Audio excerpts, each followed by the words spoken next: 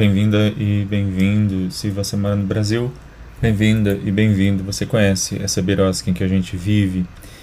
E, como eu disse na chamada do Birosca News, na semana passada eu recebi várias sugestões.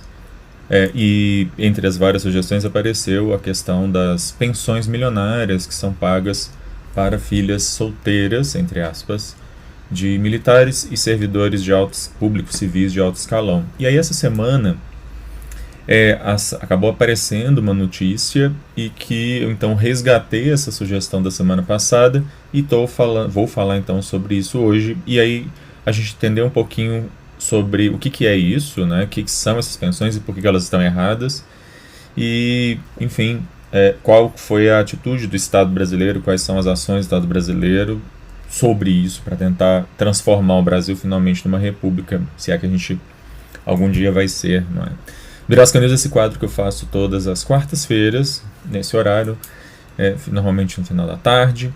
E esse conteúdo fica disponível no meu canal no youtube.com/Alexandre Bahia, assim como o podcast do Birosca News fica disponível em várias plataformas de streaming de podcast, como o Deezer, Spotify, Apple Music e outras.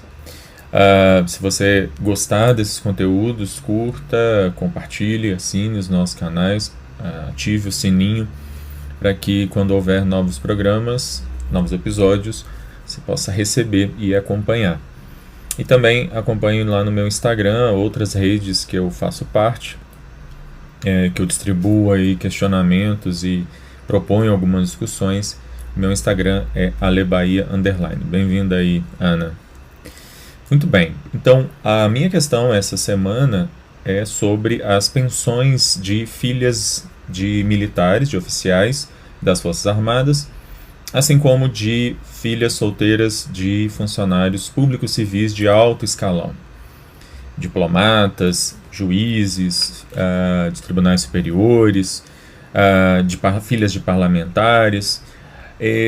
No caso dos servidores civis, isso é algo que foi criado lá na época do Juscelino Kubitschek, e a ideia era a seguinte: morrendo o pai de uma filha então desses servidores, e como a única meta de uma mulher era se casar, ainda se pensava nisso, e não se admitia que essa mulher não fosse casada, até que ela se casasse, então o Estado pagaria uma pensão para ela, e na hora em que ela se casasse, essa pensão cessaria.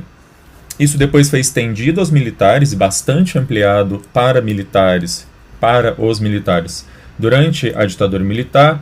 Em alguns momentos também foi estendido em alguns estados para servidores públicos estaduais de alto escalão. Claro que isso não é uma coisa para professor, isso é para servidores públicos de alto escalão, tanto no nível federal quanto estadual. Pois muito bem, isso custa para o Estado brasileiro alguma coisa, só para a União, deixando de lado os estados, só da União, 3 bilhões de reais por ano. E essas pensões são pensões que muitas vezes são pagas no teto, e algumas delas às vezes acima do teto, dos servidores públicos em geral. Então tem pessoas ganhando aí mais de 40 mil reais por mês. E é importante a gente começar a entender isso, né? Aonde começam os problemas nessa história? Primeiro, que não existe essa possibilidade, não existe essa figura nas hipóteses de pensões e aposentadorias do regime constitucional de 88. Tanto é assim que no começo dos anos 90 houve uma lei que extinguiu dali para frente a concessão de novas pensões. No entanto, aquelas que já recebiam continuam recebendo, no caso dos servidores civis. No caso dos servidores militares, isso só foi ser cortado, vamos dizer assim, em 2001. E aí, em 2001,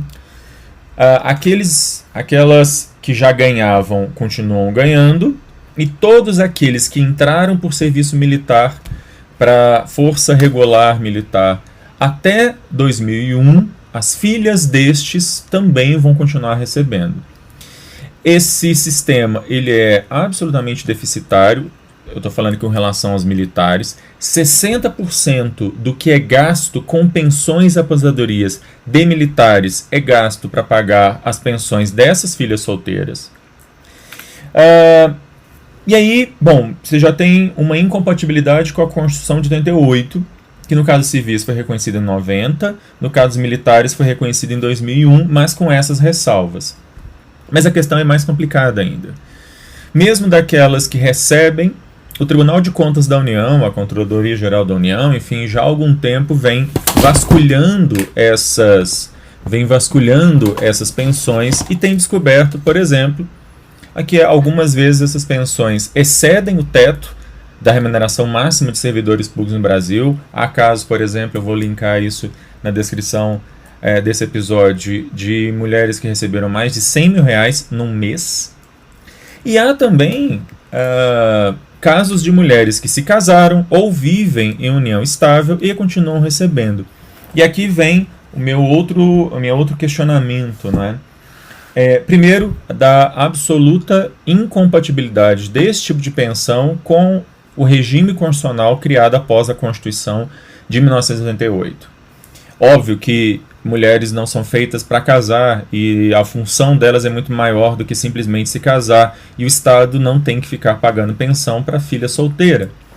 Mas de qualquer forma, a coisa é muito pior quando então você percebe que, se não em todos os casos, numa maioria dos casos, essas mulheres se casam muitas vezes só no religioso, por exemplo, não se casam no civil, justamente para não perder a pensão. Então, para todos os efeitos, muitas vezes, formalmente perante o Estado, elas são solteiras, mas elas vivem em uniões estáveis. Um instituto que não existia antes de 88, reconhecido juridicamente dessa forma antes de 88, e, portanto, as leis não abarcavam, mas que, de fato, elas vivem em uniões estáveis, têm companheiros, têm filhos, netos, algumas já são até bisavós, e continuam recebendo esses valores que são algo absolutamente imoral do ponto de vista do princípio da chamada moralidade administrativa.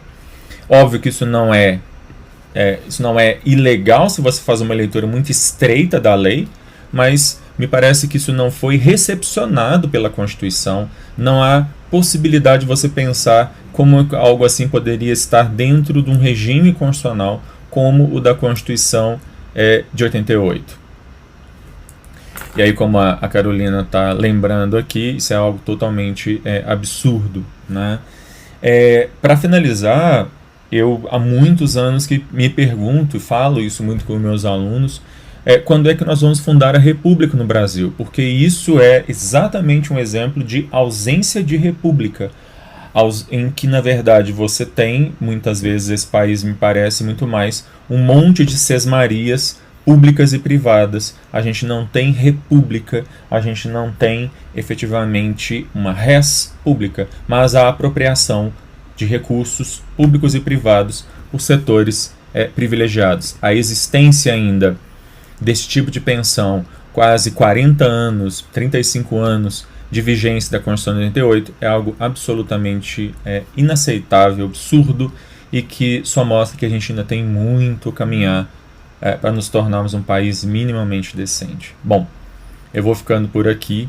Na semana que vem eu volto para falar de mais alguma coisa absurda, maluca, estapafúrdia que acontece nessa birosca de país. Obrigado a todas e todos que estão assistindo ao vivo e quem vai assistir ou ouvir depois.